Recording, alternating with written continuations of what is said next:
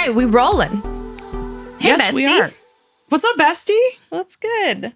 You know, we figured out how high I should hold this mic. It kind of feels good when my arm is cradled under my titty, but like above my stomach. It feels like I have a perch. It feels good. Mm-hmm. I feel ready. That's why we love our curves.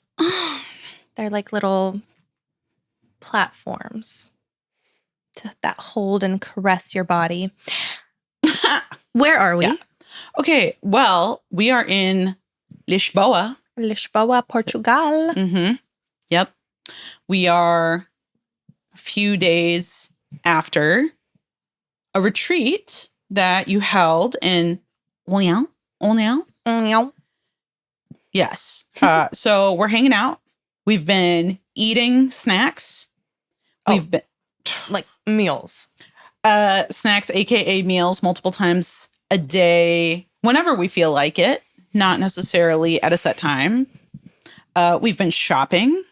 We've been walking. Mm-hmm. Live, laugh, lovin'. Oh my gosh, the holiday lights here, insane. So fun. So fun. Big ass Christmas tree under like almost a full moon. Can we talk about magic? Magic. Yeah, it's been so magical. Mm-hmm. The energy, the vibes are high. We just wrapped up a retreat in sunny southern Portugal. Mm-hmm. With how many attendees? 17. Yes. And then there was us, our experience coordinator, Steph. So it's 20 total. God bless Steph. Dude, I cannot function without Steph. I wish I could just have Steph in my life every day to tell me what I got to do. Yeah. Who I need to be. Bless you, Stephanie. She has single-handedly transformed my retreats business with the systems, the operations, the execution, the good energy, the support. She's like Mama Bear with a spreadsheet and iPad. It's the best. I mean, it lets you shine in the ways that you need to show up as the leader, guider, inspirer. Gosh, I resisted so much hiring somebody too. I remember one of my first ever retreats in Bali, somebody left me a review that was like, you could use a chief cat herder. And I did not take that well. I thought like, I'm fine at herding cats and I'm okay with doing it all myself and wearing all these hats. And yes, I'm exhausted. But I thought that you had to be exhausted to like earn it. You know what I mean? Yeah. Yeah. And I just like never asked for support or received it or hired help until Steph came into my life because she came to a retreat and she was like, we just got to chatting. And then this is our like 5th retreat together. Crazy. Mad love. Yeah. But that's hard when you are a small business owner, when you're so used to, you know, wearing 17 hats to get to the point where you need to relinquish control to actually grow, because the reality is time is finite. You are one person. We cannot multiply you like in the cartoons and TV shows. So yeah, you have to have another body to help with that stuff. It's hard though to know where and when that line is. Yeah. But it's elevated the experience so much, like for everybody, for myself. And you've been such a big support because you were there at my first ever retreat in Sedona. Yeah, that was crazy. That was a wild ride. Yeah.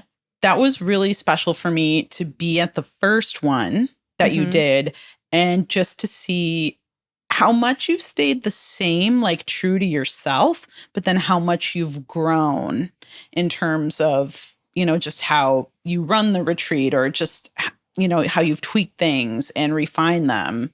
But you, like the core of you, has always stayed the same, which is really special to see. Thank you. I recently felt my frontal lobe click into place. Oh, honey. Like, that's cute. I don't know. It was like one summer day, like literally just this past year. Because I'm 26. I'm almost 27. It was literally one summer day after my 26th birthday. I wake up and I just feel the frontal lobe just like, you know? Like it was an actual sensation, or was it like mental clarity, like post-nut clarity that people talk about? I don't know. Like, oh my God, I can see clearly now. I can't say it was clarity. It's just, I mean, I've talked to you about, we you're the person that I talk to more than anybody else in my life. So you know all the ins and outs of my brain, which is not anxious, but just overthinking and worrying and ruminating. Yeah. Dolly. Yeah. Yeah. Yeah. It's not anxiety. I do not have anxiety. Yeah. Okay. Yeah. But, you know, I was feeling so agitated about not knowing what I'm going to do next and not knowing who I am and like how to even begin to find myself and feeling like I'm ahead in terms of like I have so many things in my life that I'm grateful for and I'm stable and I'm good, I'm fine, but like internally did not feel that way for a really long time, like a couple of years. And then when my frontal lobe, I felt like over the summer, it's like that agitation about feeling lost melted away. So it's not that I know what I'm going to do after this retreat once we get back home and settled. But I also like just feel exhilarated and liberated by the not knowing rather than like resisting it and like. Well, it sounds like that now you're greeting it, even though you don't know what the future holds. Like many of us do not know what the future holds. Yeah. But you know that you have the tools and that you're equipped to handle whatever comes. Yeah, totally. And that's the post-nut clarity that I got like one summer day when I turned 26. And with this retreat, it's been really interesting because I do always come back to retreats. I just feel like it's the highest form of growth for me and everybody involved, even if things don't always go perfectly. Like, do we have people with challenging emotions? Yes. Have we had injuries, sprained, broken ankles? Right? Yes. Ooh. Right? Scary. Yeah. Have we had, I don't know, lost luggage and travel delays and I don't know, like random stuff that happens when you're traveling, when you're in a group, when you're managing a lot of different energies. But nevertheless, it is always so incredibly impactful and overall positive impact. The not. And I just feel myself with every single retreat being more and more like me.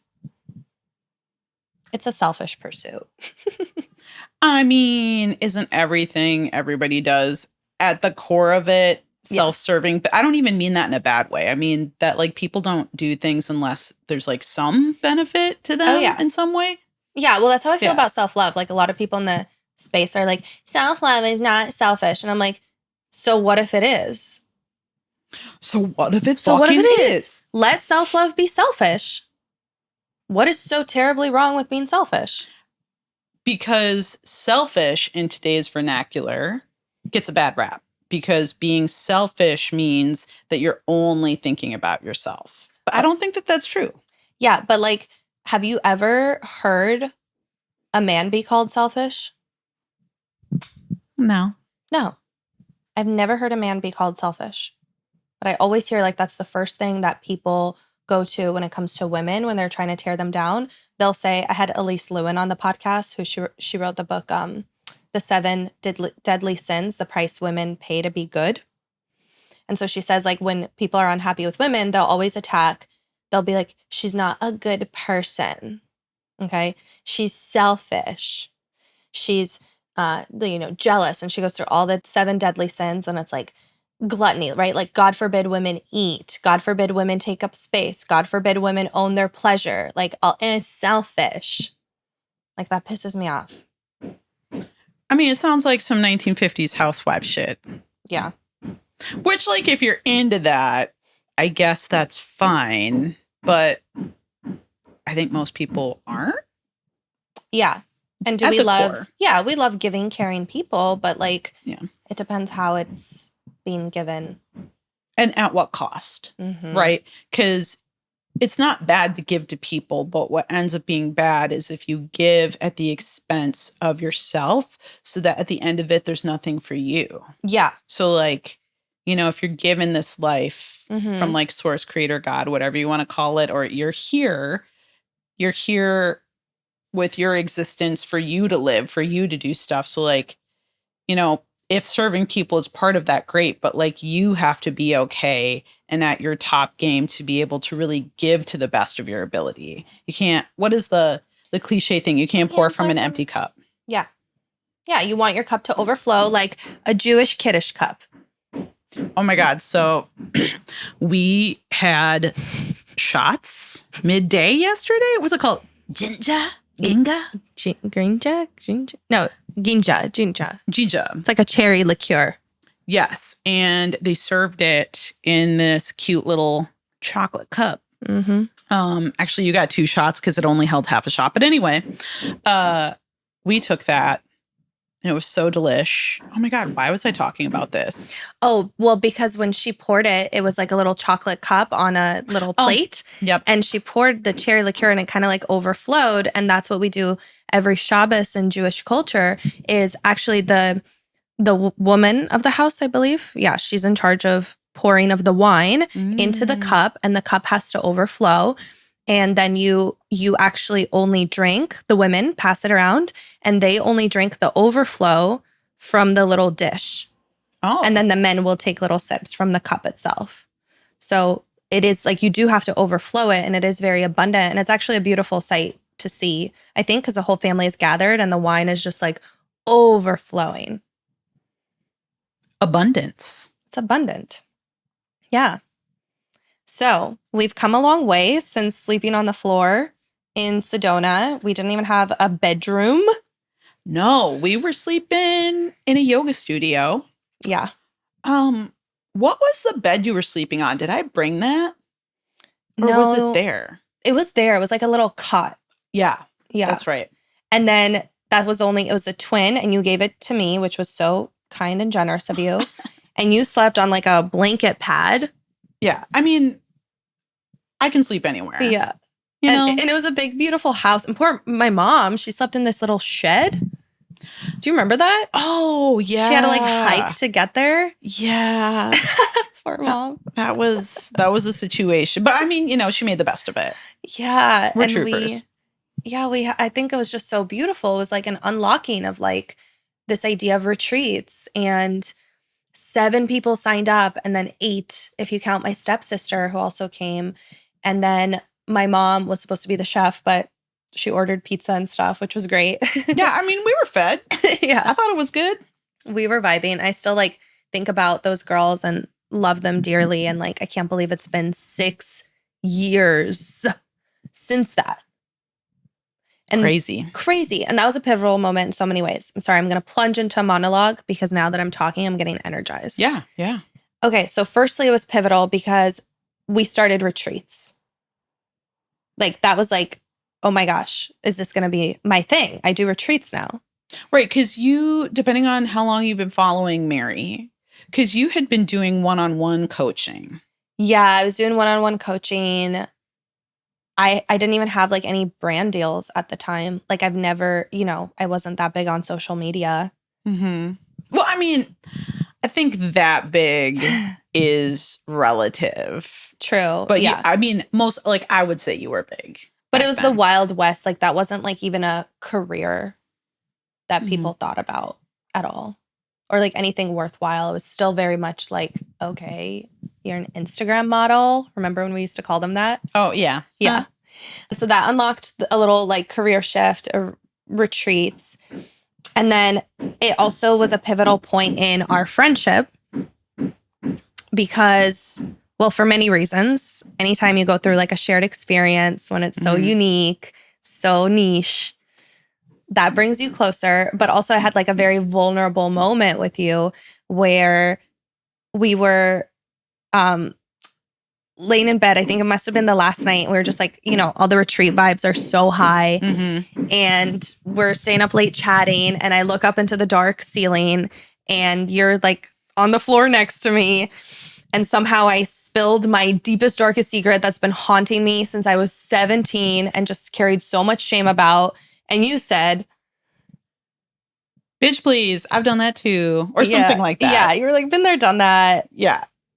Yeah. And it was just like such a sigh of relief. And you did not minimize like the experience, but you were just like, oh my gosh, this is what you've been like, killing yourself over. Even though it was still like hard for you and it was not something you were excited about.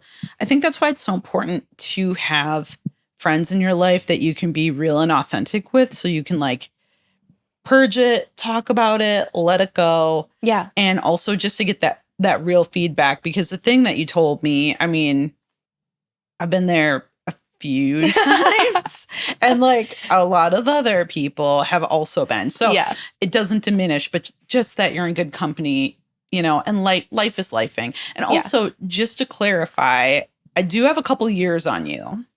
We have a 13-year age gap. She's a cougar. Oh my God. I mean, like kind of, sort of, but like, well, you're the same age as my husband. Yeah. I'm actually older than your husband by almost a year, I think. Wow. So you come with the wisdom. Yeah. So I have 13 years of extra experience on you. So being able to, talk to you and be like, hey, girl. Yeah. That be like that in these trenches. Like people make sexual choices they regret. That's the thing. That's it. That's life. That's life. Life is lifing. Life is lifing. You're in good company. Yeah. And that you're not alone. Mm-hmm. And that it's okay. And that's why retreats are so powerful, because there's this separation between we are very close emotionally because, again, niche, shared experience. Mm-hmm. Yes. Container for connection, set up for that kind of vulnerability and openness and trust. Mm-hmm. Yes. And you're not together in daily life. So you don't have the fear of like, I don't know. I mean, we swear by confidentiality, but like, even if something were to get out, like these people don't really know your life. So they can just really connect with the emotional experience that you're going through without knowing the details, the gossip, the story. You know what I mean? And those attachments. So I often tell at retreats, whenever we're sharing or we're doing an exercise, I tell them to omit the story. A lot of times people think that in order to connect, you have to like tell what happened. And one thing one of my other closest friends, Leslie Ann, who also came to a retreat, and then we became best friends. And that's that. Yeah. Love you so much, LA. One thing that she really taught me is, we also have a long distance friendship that was built over voice notes. And if I come to her with something, she's one of those people, I don't even know, she might be the only person in the world that will never ask me what happened.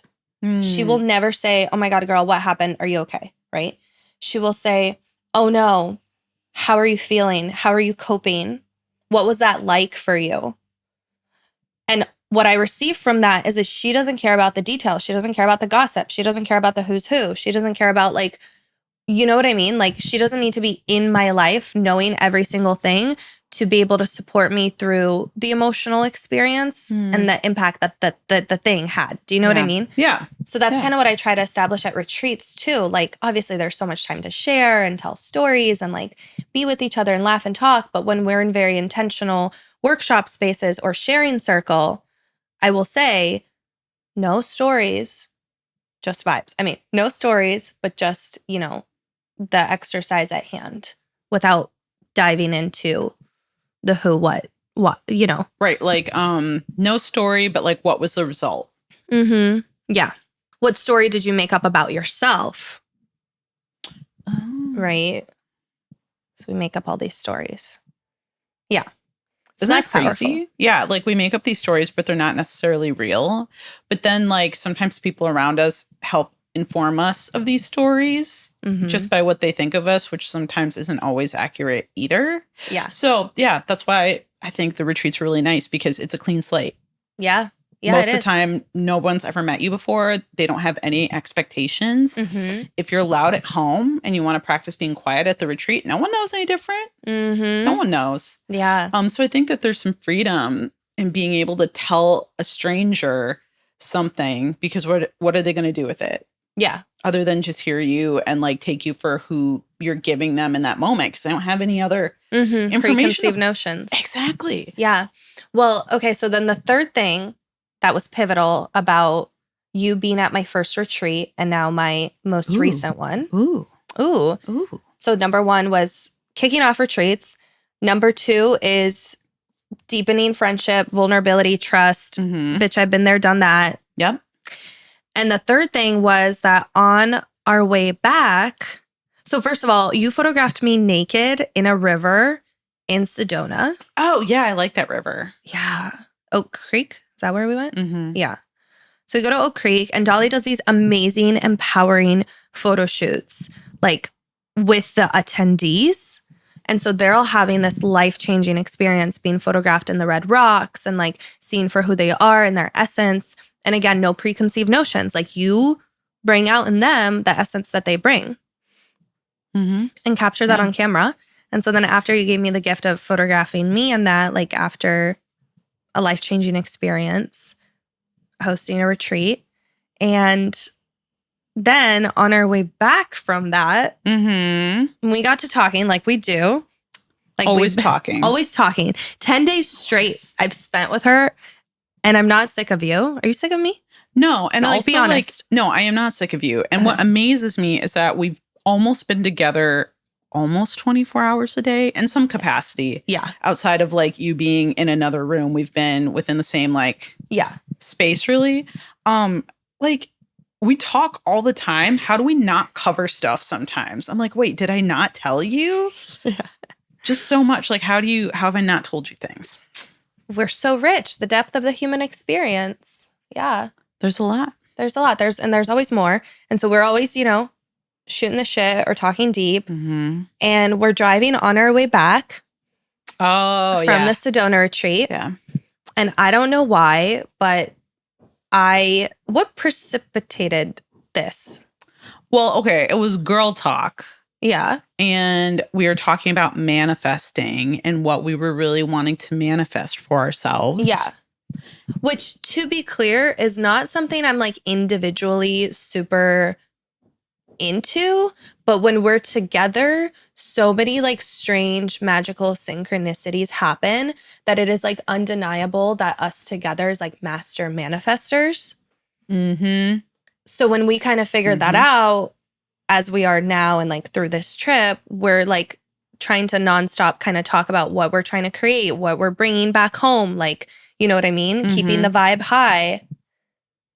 And then I said, well, we were driving. I was driving. Yeah, you were driving. My little Mazda. You were driving your Mazda. I can't remember exactly how you said it. So I'll let you like recount how you said it. I remember banging on the steering wheel. Yeah, so that's why I remember that it was you driving, because I was like very into the banging, but then I'm like, fuck, we are flying down a highway. We need hands. Within reason. Yeah, it was within reason. It was fine. It was fine. But that's why I remember it was you driving, because it was the steering wheel like. Yeah. And for some reason, I just felt ready to like find a person. I was dating like casually. We've already, touched on some sexual shame. I just moved back in with my parents and was, unhappy. I was still in college, but I knew that I was about to like graduate and move out and do a lot of things and just started retreats and Instagram's like popping off for me. And I'm feeling so lucky and grateful and like with my bestie. And I thought now is the time to be like, I am ready for love in my life. Yeah, it was intense. It was intense. I think it was accompanied with some pretty intense tears as well. Oh, really? But it wasn't like sad tears. It was almost like just maybe you were overwhelmed with like the feeling of like the honesty, the raw honesty of being able to say that. Yeah. In like a really authentic way is what that felt like. It wasn't like super sad. It was just like emotion. 100%. Yeah. Like you were crying out to the skies and pounding on the steering wheel. And I was sitting in the passenger seat like, yeah, you are. Yeah. And I was so inspired by how like vulnerably the retreat girls shared. And like, I'm the facilitator, so I'm not like in all the exercises, but this was like our time to kind of like recap and kind of do those exercises through conversation on our drive back. And yeah, I was just like so ready for love and I was emotional. I was also feeling like so connected to you, this new person that I've had the honor of getting to know. Just like, how we proposed to each other last night. We'll tell that story. Sorry, Stan. Well, no, it's not like that. But. Sorry, not sorry. We like friendship proposed to each other. Yeah. Yeah. Yeah. Like I I started it. I'll take credit. Okay, also just caveat, we were each about 4.5 drinks in. No, it was like 2.5. This was midway through. Oh, okay. Yeah. It took you 4 drinks. It only took me 2. Oh my God. So I love you more. Whatever. Okay, should I talk about the proposal or the manifesting first? Okay, so the manifesting, let me finish that. Yeah. So I'm pounding on the steering wheel. Dolly's pumped up. We're all pumped up. Like this energy, when you're with your best friend, like your soul sister, and you just feel like anything is possible. That's what it was. Mm-hmm. And then I shit you not, 13 days later, I match with my future husband on Hinge. And it wasn't just casual dating. It was literally right off the bat. I was I pretty much moved in a week or 2 later, just slowly started leaving my stuff. And we have episodes, or Stan and I have done episodes on reflections on that and how it all unfolded.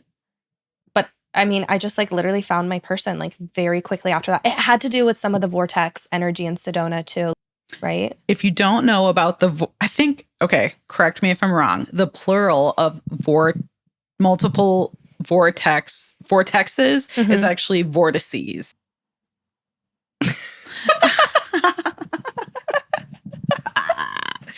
Oh God, the tism is showing. I call it the tiz riz. Yeah.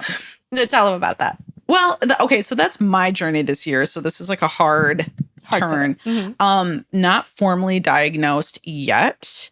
And I think I've been influenced by some social media stuff. Maybe not influenced. I think that's the wrong word. I think informed in different levels of figuring out who I am, why I work the way I work. So I feel very strongly, it resonates with me that I am neurospicy, probably on the spectrum somewhere. More than likely have ADHD. But that has been a really freeing thing in my life this last year. Reason I haven't gotten formally diagnosed yet is because that shit costs money. That costs money. And it's not covered by American health insurance. Yep, by a lot of them. If you have insurance that does cover it, let me know, but it is not covered. And so where I've kind of been at this last year is, even though I probably would like to get diagnosed just to kind of know how I've been operating in my life, is okay, if I feel that my symptoms fit with these things, how can I change my life if I operate knowing that? Things for myself is just how I function as an adult with processing information. I think I like to call being on spectrum, if I am, which I probably am, I call it tism riz. Tiz riz. I feel like there's a positive connotation to that. So I call it the tiz riz. Actually, a therapist brought it up to me because we had been doing telehealth and talking, and then I happened to be able to do an in-person session with him. And we were sitting and I was kind of acting uncomfortable, physically uncomfortable. And he's like, "Hey, what's going on right now?" I said, "Oh, really weird thing. I'm a photographer, but I'm very sensitive to light." And so he's like, "Well, what do you mean?" And I said, "Well, obviously most people should be annoyed. The light coming from the window is natural light, and that's more of a neutral, almost bluish hue right now. And then that lamp over there is magenta, and then that lamp is yellow. And I am having to look at him, and I'm having a hard time reconciling how uncomfortable, oh, his one side is blue, and there's just all of this happening, and it was making me physically uncomfortable, and he could see something in my eyes or something. And so he got up and he turned off the lamps, and so he's just sitting actually very much how we are now. And I was like, that feels so much better. And he looks at me and he said, "Have you ever been diagnosed with autism?" And I'm like, "Wait, what?" And then there were just a bunch of other things when I started doing research in my life that I'm like, "Oh, I just thought that was normal." For example, I can be in a climate situation, like in my house. It could get really hot or it could get really cold. And I've always been like this, where I know that it's hot. I know that it's cold, but there's something in me that doesn't connect to like do something about it. I just thought that I was a lazy piece of shit. And I was like, oh, I'm just so lazy that I can't bother to put a sweater on. But it like didn't click with me to like do something. Or sometimes with information, I need things like explained and like over explained. And I also need a visual aid. You know, some people are kinesthetic learners or, you know, whatever that is. But there were just enough things where I'm like, that kind of makes enough sense. Or like some social anxiety. Like growing up, I was like a very quiet kid. And so it takes me a lot to have to like adapt to situations. Like I feel like I'm kind of being a chameleon. Like not that I'm not being myself, but I almost have to read a situation to know like, okay, I should act like this. And I thought everybody was like that. But the things that I'd been reading, I was learning like, oh, like this isn't maybe how everybody operates. And that maybe it would answer a lot of questions for me. And then the ADHD thing was really liberating this last year because I have always been struggling with like on and off depression. And I would go through these periods where I would be talking to a therapist and, you know, not that they dismissed me, but at some point it would kind of be like, yeah, I don't know, like you seem like you're good. But then I would still fly into these like depressive states, like severely depressive, like not wanting to be here kind of thing. And there was a time that happened not that long ago, you know, where I'm like, what is happening with this? And even in this last year, there were a couple episodes and I was realizing, oh, I'm actually like slipping into these episodes when it's like triggered when I'm sick or something happens. And then I'm juggling so many plates in the air that I feel so out of control with everything. And I feel like I'm going to let everybody down. I get really overwhelmed. So overwhelmed, like executive dysfunction. I'm reading that I like can't do anything. Can't check email, can't check mail, can't check messages. Like I can only focus on very select things. And I'm like, nothing computes. I like am paralyzed. So then kind of having that understanding or like, why can't I start on a project and work on it a little bit every day? Or, you know, growing up, I almost flunked every single grade in elementary school because I just wasn't listening and I wasn't paying attention. So I wasn't doing really horribly in school. But then when they would test me, I would test like way up here. So they're like, oh, she's just like not paying attention. Like I was a naughty child. And it wasn't until I got to sixth grade when the dynamic at my school changed. I wasn't just sitting in a classroom in the same room, not moving, to moving from class to class. Had more like movement, interaction, whatever, scene changes. I went from barely getting by each grade to being like, what's it called? Like the 4.0, like. Yeah, like a valedictorian. Were you valedictorian? No, okay. Wasn't valedictorian. I think I might have been like fourth or fifth when I graduated. But I mean, so then I'm doing remarkably well in school. So then I think about things like that in my life and I'm like, oh my gosh, like I probably had ADHD.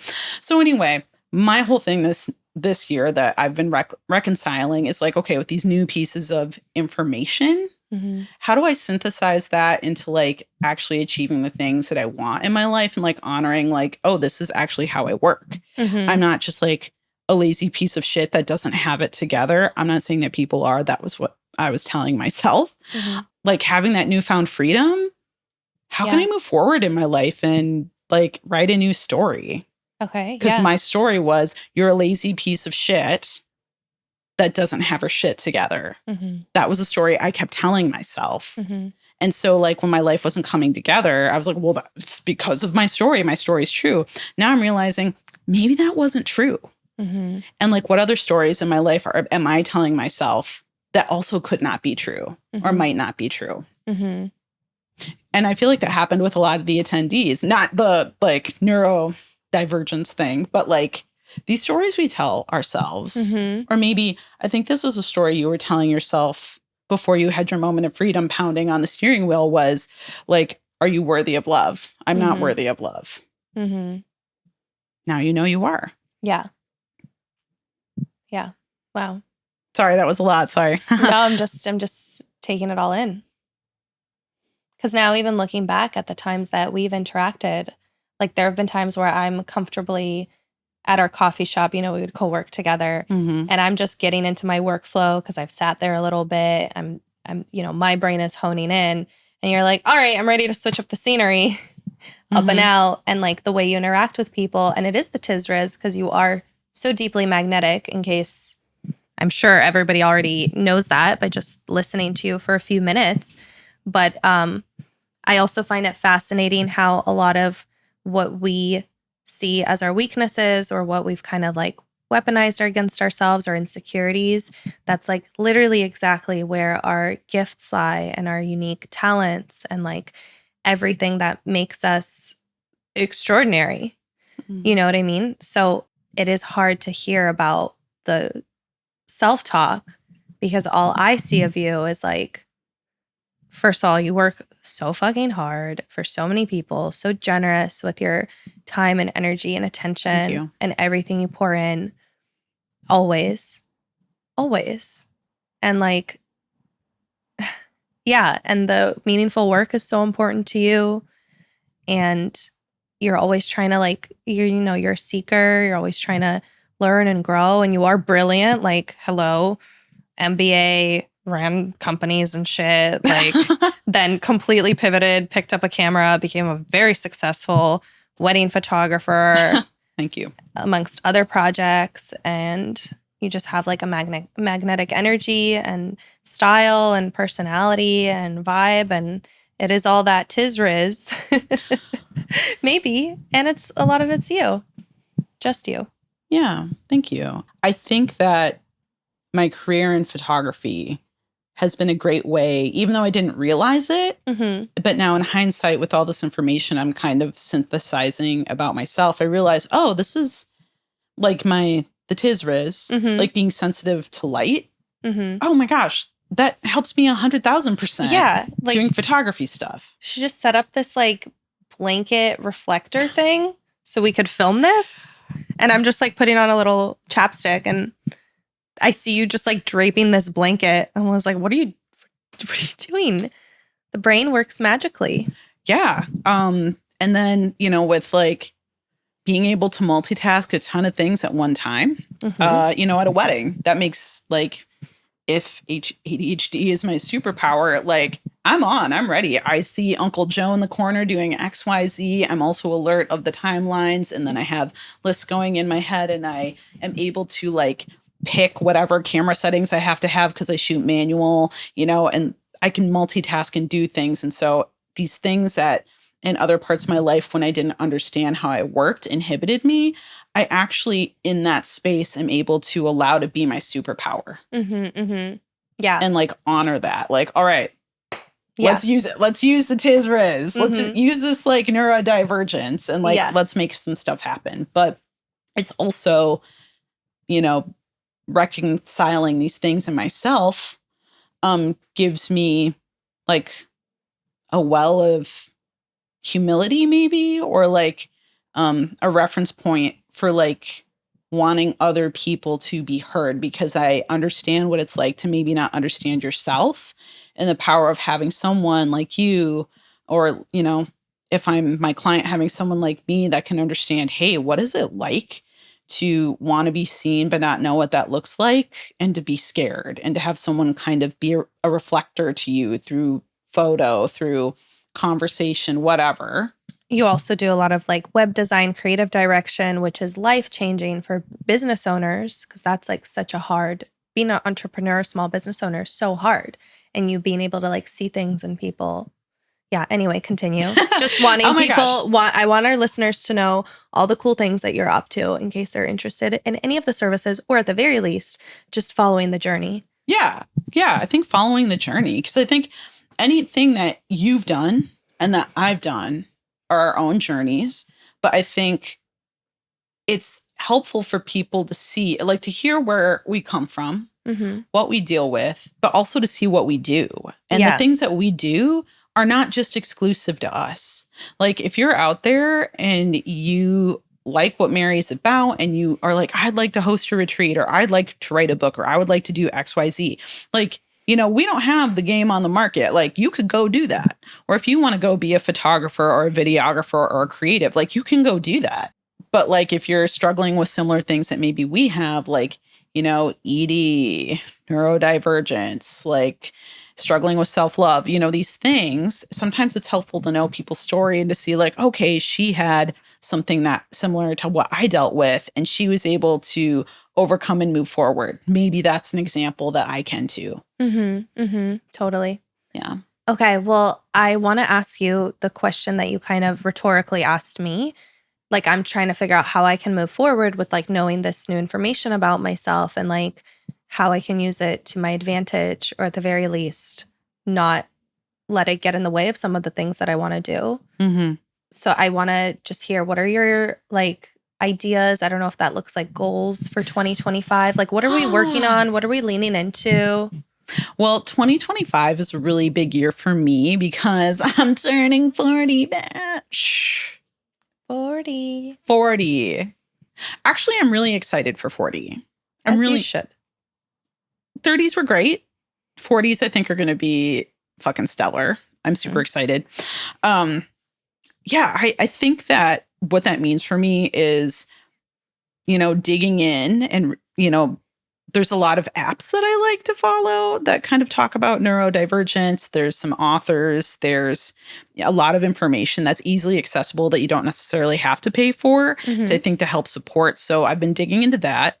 I've also been doing a lot of reflection on what hasn't worked for me the last few years specifically, but this last year as well. Mhm. And realizing, all right, like what's the saying? Like it's Albert Einstein said, like, you can't keep doing the same thing and expect a different result. Mhm. Maybe like looking at my life and saying, what are these things that I've always wanted to accomplish that maybe I still haven't gotten to quite yet? And with this new information, with this new sense of, hey, I'm ready to go out there. This is what I know doesn't work for me. Mhm. What does that look like now getting to that? I have a different story. So like, I'm going to get to the ending a different way. What does that look like? So reading, conversations, talking, trying. Yeah. Talking to friends about it so they can keep me accountable and like ask about it, right? Because when we speak things or when we write things, we bring the idea from the head out into the real world that like makes it more tangible, more real, versus like just something that floats around. I have some financial goals, have some like personal physical goals. Like the one that maybe some people can relate to is I have some weight that I would like to drop. And it's not even about like an aesthetic thing, but it's like, I'm 40. How do I lose that in a way that is like honoring myself, that I'm kind to myself while it's happening? Because in my past, it was very shameful. Like, oh, I don't like looking in mirrors because I don't like what I look like. You're so fat. Like, that's why no one's attracted to you. You're so gross. All these things. Cause like, that's not the story. That's not the story. The story is I am someone that is on this journey to like live long, have a healthy life, feel good about myself, not just for aesthetics, but also like for longevity, for movement, for being able to function, to like do these other things I want to do with my life. So that's a big one for me, to feel good accomplishing that without like shaming myself. I don't know. What about you? I feel like we're talking a lot about me. Oh, I love talking about you. Welcome to the Dahli Show. What was the podcast name that you would have? Oh, Guac Talk? Oh, Guac Talk. Like we eat guac and we talk? Yeah. I would love that. Well, okay, so we were at her retreat and there was this massive mortar and pestle. I think that's what it's called. Yeah. I'm like, gosh, wouldn't it be fun to just make some guac and just talk? Call it Guac Talk. Guac Talk with Dahli. Yeah. I mean, we don't have that, but I also think a podcast name, just or for personal branding, I really want to bring back Salvador Parton. oh my God. Because, okay, her name's Dolly. right? Like Salvador Dali. Kind of, yeah. Yeah, kind of. And then like Dolly Parton. So it's like Salvador Parton. I think that's the most clever thing. Well, you actually have to credit a dude that I hooked up with from Bumble who came up with that. So, Okay. That was worth the hookup. Yeah, that was, I guess, yes. Yeah. I hope you. Yeah, it was fine. It's fine. We all have stories. Yeah, but I just remember him. I think he said that to me in his post-nut clarity. And I was like, that's not bad. That's not bad. I mean, out of all things he could have said, Ben say some dumb shit after sex. Yeah. Yeah. That's, yeah. It's not a bad one. It's not a bad one. You could have said something else. And you didn't. Goals, what I'm working on. Okay, so I have like small ones and a little bit bigger ones, but none that are big, concrete that I'm married to. I think I've just like set aside goal setting for the past few years of my life because I've just been feeling so lost. And the more goals that I try to set, the more I feel like a failure when I don't achieve them. You described a lot of the mental blocks, I guess, with how you relate it to autism. It was also relatable to me, even though I don't think I'm on the spectrum. I don't know. I prefer intentions. I prefer thinking about how I want to feel. I prefer themes, word of the year, that kind of stuff. I will do some vision boarding and everything. So what that looks like for me when I get home, first of all, this time has been so treasured and so valuable to me. And I actually redid my vision board in September because I think you don't have to wait for New Year. That's all made up. You can do it whenever. And this was on my vision board, like really deep friendship. We had a lot of conversations recently on the podcast about the value of platonic friendship. And I love my marriage, but I also just want to go a lot deeper with my friendships. And that was when I proposed to you last night, or, we proposed to each other, but it was just this like friend, soul sister moment where I'm like, I believe in you and I want to be near you and we are committed to this. And just like all the good energy. I don't know. We were a little bit drunk, but aside from that, like even sober, it was a feeling you can't put into words. Like that higher level connection with a friend who like knows, sees, listens, understands you. You trust each other. You call each other out on your bullshit when needed,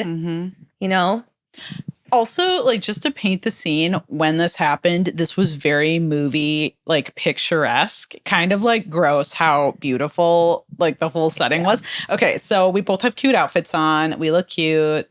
My hair was down. I had makeup on. And then I had like a little cap on, like, ooh, effortless. Ooh, effortless. But chic. Also, no makeup, perfect skin, turning 40, does not wear sunscreen. Like, your skin makes me feel like sunscreen is a hoax. I do raw dog it. I am so sorry. In more ways. Whoa. Oh my God. But yes. Yeah. So okay. It's at night. We're in Lisbon. Beautiful, like kind of like a dark street. Oh, and we just spent the most perfect romantic day together. Brunch, coffee shops, deep talks, intermittent hugs, like shopping. The second largest Zara in the world. Yeah. We saw like a very big ass Christmas tree. The moon is shining on it. Weather's perfect. Lights, cuteness. And then it was a bar that we had identified like earlier in the day or the day before. I'm giving you full credit for this one because I would not have gone to this place because I'm like a Google review person and you're like a live in the moment, novelty, spontaneity. Yes. Well, I actually really liked the lighting in this place, to be quite frank. Oh my God. But it was low lit candles, kind of like unfinished walls. Yeah, like that limestone thing they do in Europe, right? Yes. Or stone. Yeah. Yeah. Yeah. Magazine clippings of cool, hot people. Collaged, decoupaged, potentially on the wall. Like the tapered red candles were lit. Yeah. Very low light, very dark, sexy, demure, books, wood tables. Dark academia. And And then, come to find out, full of Russian-speaking people, which when I tell you we are master manifestors, this is what I mean. So one of the things I cried, like literally cried to Dolly about on the first day that we met here before the retreat. Dead ass. And this always happens this way. I literally cried to you about, oh no, it was the first night of the retreat, because the sharing circle prompt was, what parts of myself do I usually keep hidden? Mm-hmm. The circle prompt was inspired by our conversation. It was on the first night. Oh, crazy. I remember it being on the first night, but I told you that I kind of feel this like deep nostalgia for like a life I never lived, and my Slavic culture, and like all this, complicated stuff with my dad living over there, and my mom being the only person that I really speak Russian to, and like my husband's family to a small extent. But anyway, it was like grieving this life unlived. Like, what if my mom did not move when she was pregnant with me? I would be living this whole other life in Russia. And like, I know we have complicated feelings about that with the war and everything right now, but this place is like my mom's homeland. So like that, geopolitics aside, like it's arts, it's culture, it's, my mom like values friendship so much. That's like such a big part of like Slavic culture. And I don't even know how to explain it. So anyway, I cried and I was like, I just wish I could see like more Russian people and talk and speak my language and like, and yeah. And then this bar, come to find out, it's like the Slavic meetup point in Lisbon. Yeah. Unbeknownst to us until hours sitting there. And I'm like, more and more people are starting to walk in. And then I find out that our waitress is from St. Petersburg. And then their friends. And I asked, by the way, I didn't tell you this, but I asked her like where she was from and like why everybody here was Russian speaking. She said, oh, we're like all friends, or it's like just basically through the grapevine. Like this is kind of where we like to hang out.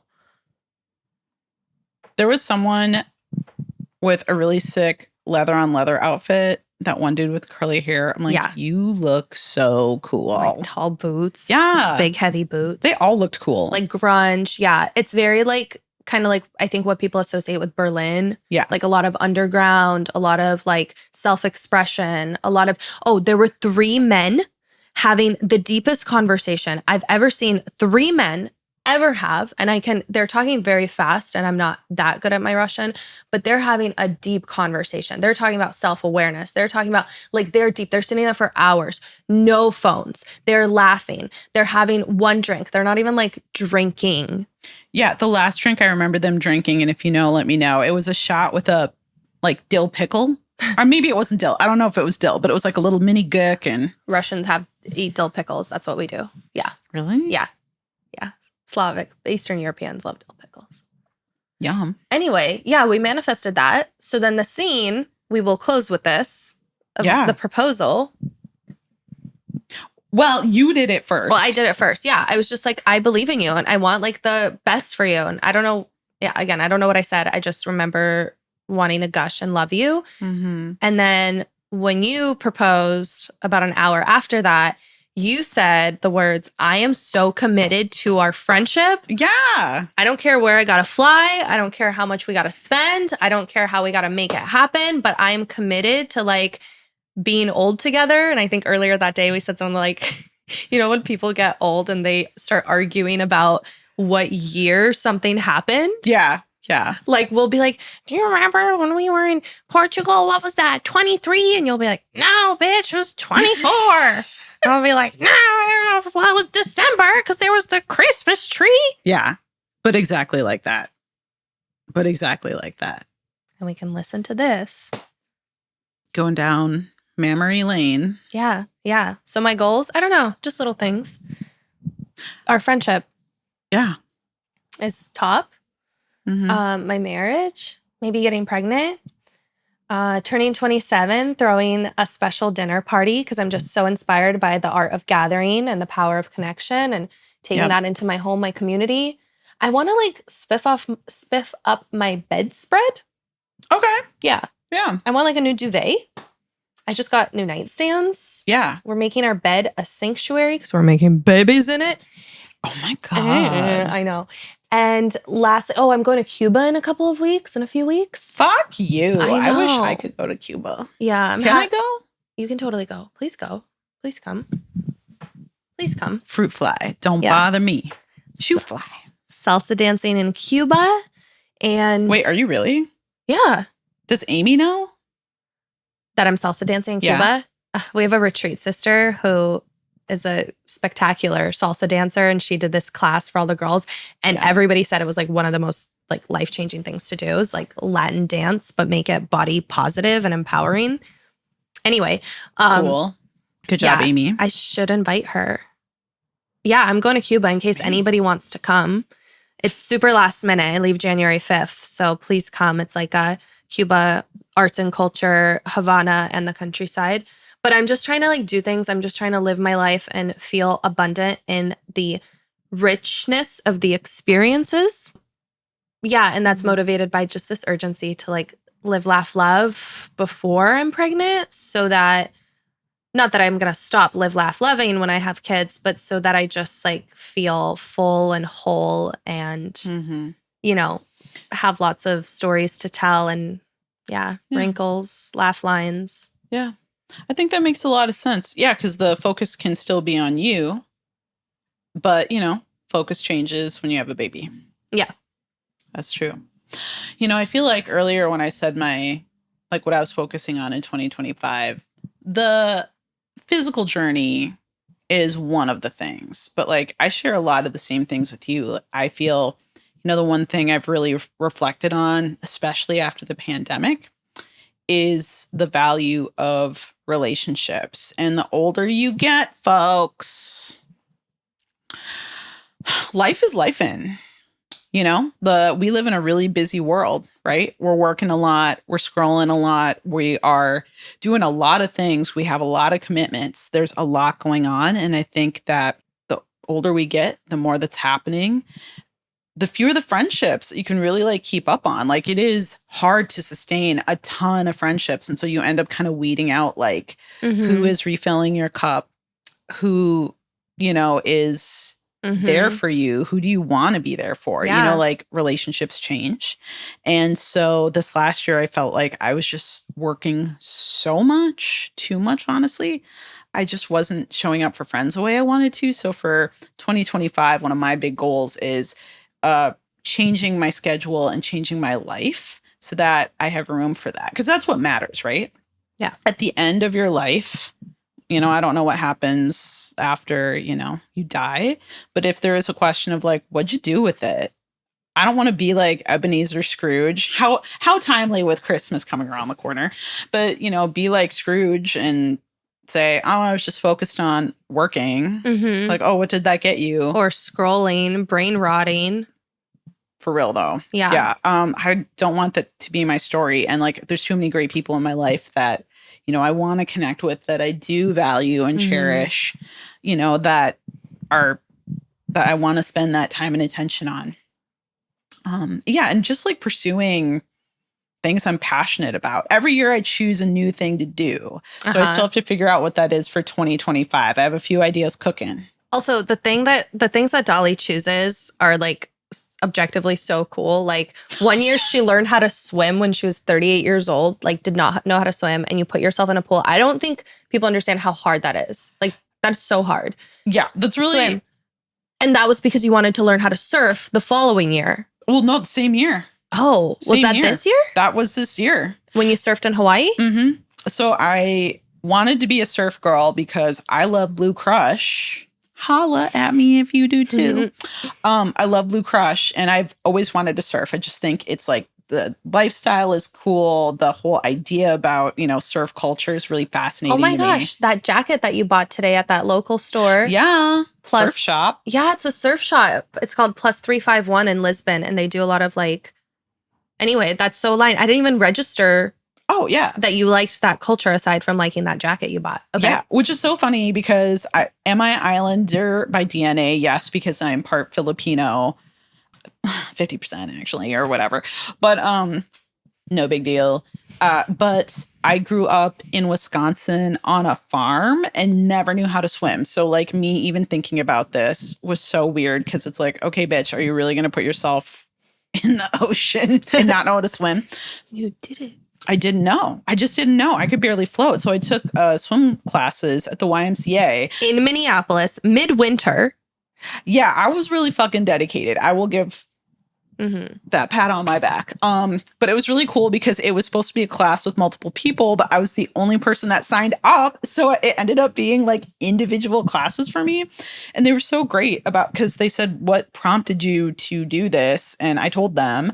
And so, you know, obviously we got the swim skills down, but then they kind of conditioned me for other things like, hey, when you're in the open water, you should probably know how to do XYZ with like diving and being underwater and technique and all that.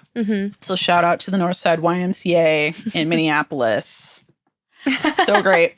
Yeah. And then I booked a ticket to Hawaii, just got a surf instructor, did it. You did it. Can I ask you how that was like body image wise? Oh my God, it was fucking horrifying because especially going to the Y and learning how to swim, even though it was just me, it was literally me, the lifeguard, and my swim coach. It was weird because I do struggle with my body. And so I was realizing, oh my gosh, like my body image is inhibiting me from even putting on the required or taking off really things to be able to do the thing I want to do. But, you know, when you keep doing it week after week, you kind of get used to it. And like you realize like, oh, no one actually cares. And even I would record myself sometimes to post content on social. And I would look back at it and be like, ooh, that's what I look like. But then the more I did it, the more I like got adjusted to like, oh, like that's the shape of your fupa. Or like that's the sag of your titty, your swim top, you know, like, I don't know, you just get used to it and you like get anesthetized to it. Yeah. So that was nerve wracking. But then by the time we got to Hawaii, I was like so used to it that I did not even care. I was so ready. So ready. I had this surf instructor in Portugal, actually, when I was here the first time with my mom. And she was like a plus size lady and she was Brazilian. And she didn't learn how to surf until she was 50 years old. Yeah. And now she was 58 and she spent the past 8 years, like she started in Brazil, then moved to Portugal and like she worked at the cafe next door to the surf shop. And all she wanted to do was like surf. And so she took classes with the surf shop as she was working at the cafe and then eventually became an instructor. And she had this hot take that women are naturally better surfers because we have like the space in our hips and we're kind of like naturally a little bit more balanced and flexible. Yes. And they've kept women out of many sports. One of those is surfing until very recently. And she says she watches all the like big competitions because some of the biggest ones in the world are here in Portugal. Yeah. So she watches all them, like she goes and sees. Nazare? Nazare, yeah. Nazare. And it's just so, I mean, these are 10, 20 foot waves. And these gals are just riding them. Like, if there's anything we should be riding, it's them waves. Whoa. T. And that's the self-love T. Yeah. Okay, wait. Give me 2 more things that you like learned. Kind of like your Oh, like things. Okay. The random things that you took on. Yeah. Okay. So actually, that's why I got into photography. So also to go back a little bit, I started doing this because my father passed away in 2010 and he passed at 60, which is like not so young, but young enough. And I just had looked at his life and I looked at like how he died. And I just thought, wow, like life is really short. Nothing is guaranteed. And, you know, I want to take advantage of this life while I have it. You know, I don't want to have regrets. And a few years before my dad died, my grandmother had passed and I was extremely close to her. Like she was my rock, my best friend, actually really like my mom and dad rolled into one. She was everything to me. And she was such a beautiful person, but just because of life circumstances just ended up living a smaller life than what I think she actually wanted to. You know, like she got pregnant in high school. You know, it's like, you know, not today. This is back in what, like 1930, you know, and there's a lot of shame and, you know, abortion is not legal and whatever, you know, and Anyway, so that on top of like my dad passing, I just realized life is really short and I got to live it. Because if I don't make the choice to learn something, to face my fears, to do these things, it's not like anybody else can do that for you. So I started learning something new every year, and I learned photography one year. I had some roommates that the husband, they were married. Shout out to Casey and Caleb. Caleb worked at a small town newspaper. This was in Wisconsin, and he had a camera that he used while he was also like reporting on stuff, but he wasn't always using it. And so I thought, oh, well, I'm going to pick this up and I'm going to learn what the fuck is ISO? What is shutter speed? What is aperture? How does that all work? And so I watched a bunch of YouTube videos. If anybody said, oh, I have a camera, I was on them like glue, being like, can I shoot with you? Can we go out? What does this mean? What does that mean? And I became that person with the camera. So, and then now I have this career, right? And then another year, when I moved to Minneapolis, I chose to learn how to ride motorcycle. Oh, that's right. Yeah. Yeah, you choose cool shit. The stuff, I like to choose the shit that when you look at it, you're like, really, bitch? So then when you actually do it, you can be like, yeah. Yeah, bitch. Yeah, bitch.